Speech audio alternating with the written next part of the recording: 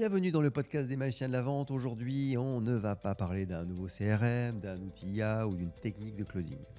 Et non, on va parler d'une ressource que nous avons tous en commun, que nous gaspillons tous et que personne ne peut stocker. Je veux vous parler du temps. Et si je vous disais que la manière de gérer son temps peut transformer la performance commerciale autant qu'une formation de négociation, que ta capacité à rester concentré peut valoir plus qu'un argumentaire bien ficelé.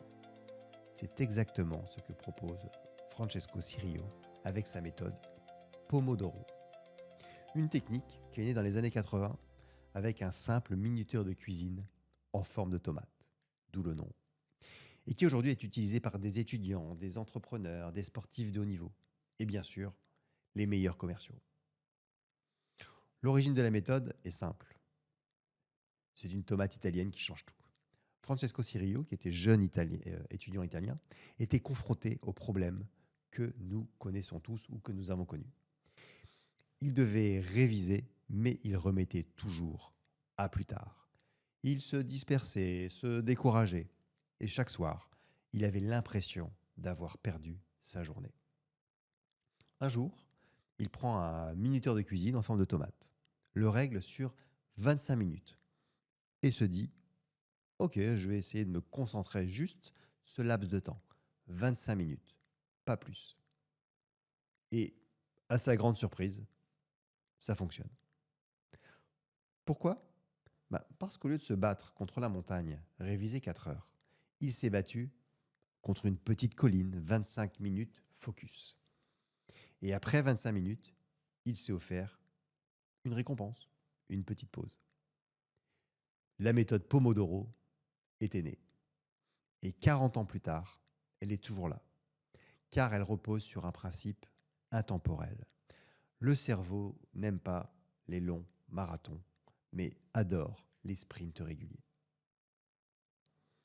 Le principe est simple, mais puissant. La règle est basique. 25 minutes de travail concentré, 5 minutes de pause. Après 4 cycles, une grande pause de 15 à 30 minutes. C'est tout. Mais attention, la simplicité cache une puissance énorme. Pourquoi ça fonctionne? Voici 3 lois de la gestion du temps. La première, elle s'appelle la loi de Parkinson. Le travail s'étire en fonction du temps qu'on lui accorde. Si tu te donnes 3 heures, tu vas traîner. Si tu te donnes 25 minutes, tu vas aller droit au but. La deuxième, le pouvoir de l'engagement court. Juste 25 minutes paraît accessible. C'est une mini-victoire. Ton cerveau ne cherche plus d'excuses. Et troisièmement, l'effet récompense. Ton cerveau aime les cycles courts avec des récompenses régulières. Les 5 minutes de pause renforcent ta motivation. Alors pourquoi 25 minutes? Parce que la concentration a un cycle naturel. Des chercheurs ont d'ailleurs démontré que la vigilance décline après environ 20 à 30 minutes de concentration intense. Au-delà, la productivité chute et les distractions prennent le dessus. Pomodoro épouse donc parfaitement la psychologie de notre cerveau. Et le plus fort, les pauses régulières permettent de consolider l'apprentissage et de recharger l'attention. En fait, c'est un peu comme en musculation, hein. Ce n'est pas la répétition qui fait progresser, mais l'alternance, effort et repos. Alors, quelles sont les applications concrètes pour les commerciaux? Par exemple, en prospection téléphonique, la prospection est souvent vécue comme une corvée. Alors, un bloc de 3 heures de cold call, ça décourage, hein. Mais 2 Pomodoro de 25 minutes, ce qui veut dire 50 minutes intensives, c'est digeste. Évidemment, 50 minutes, ça veut dire 50 minutes d'appel, hein. C'est que j'ai préparé mes appels avant et j'ai toute ma liste et j'enchaîne. L'objectif, alors, c'est de définir ton nombre d'appels cibles par Pomodoro, de noter tes résultats. Et tu transformes la prospection en un jeu mesurable. Cette méthode, elle est aussi utilisable dans la préparation des rendez-vous. Trop de commerciaux préparent à moitié ou au contraire passent 2 heures sur un client. Avec Pomodoro, un cycle, c'est une préparation ciblée et efficace. L'avantage, c'est que tu ne t'éparpilles pas, tu vas droit au point clé.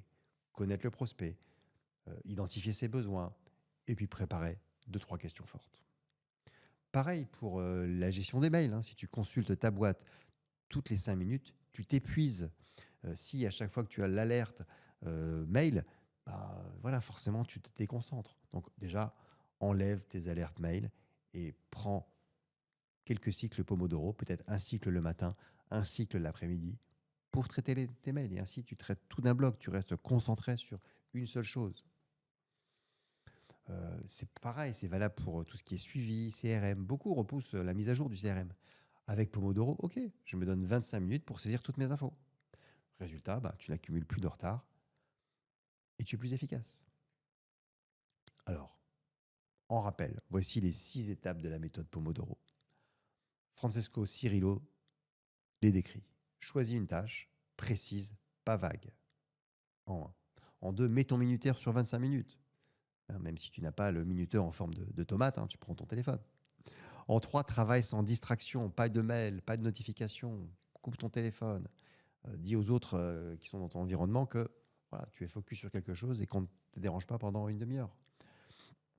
Évidemment, quand le minuteur sonne, 4, arrête-toi, même si tu n'as pas fini. Fais 5 minutes de pause, déconnecte, marche, respire. Et tous les 4 cycles, tu prends une pause longue. L'essentiel dans la méthode, c'est de respecter le cadre, car c'est la contrainte qui fait qu'elle fonctionne. Alors, quels sont les bénéfices pour les vendeurs, pour les commerciaux? Bah, c'est la discipline, hein. Tu avances même sur les tâches que tu n'aimes pas. Et puis, c'est une méthode anti-procrastination. 25 minutes, franchement, c'est toujours faisable. En plus, tu te concentres de manière maximale, pas de multitâches. Donc, moins de fatigue mentale parce que les pauses régénèrent. Et puis, tu mesures le temps réel. Tu sais combien de cycles une tâche demande. Tu planifies mieux. Voici donc les quelques astuces avancées pour les vendeurs exigeants. Regroupe tes tâches par nature. Un bloc Pomodoro, c'est un type de travail. Évite les interruptions. Si quelqu'un t'appelle, note et rappelle après. Fais un tableau de suivi, le nombre de Pomodoro par tâche. Et puis, tu sais que je parle beaucoup du disque, hein, tu peux combiner Pomodoro et disque. Si tu es rouge, ça structure ton énergie. Si tu es jaune, ça canalise ton enthousiasme. Si tu es vert, ça te force à bouger un petit peu. Et puis si tu es bleu, ça t'empêche de t'enterrer dans les détails. Bien sûr, il y a des limites et des adaptations à cette méthode, hein. Elle n'est pas adaptée à toutes les tâches. Pour les négociations longues ou la création stratégique, tu peux élargir à 50 minutes. Évidemment, ce n'est pas magique, hein. Si tu bosses sur des tâches inutiles, tu restes inefficace, hein. Attention aussi au risque de rigidité. Rappelle-toi que c'est un cadre, pas une prison.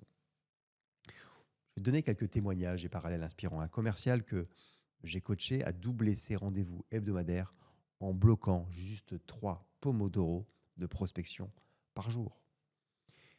Des sportifs de haut niveau utilisent le fractionné, effort intense, pause.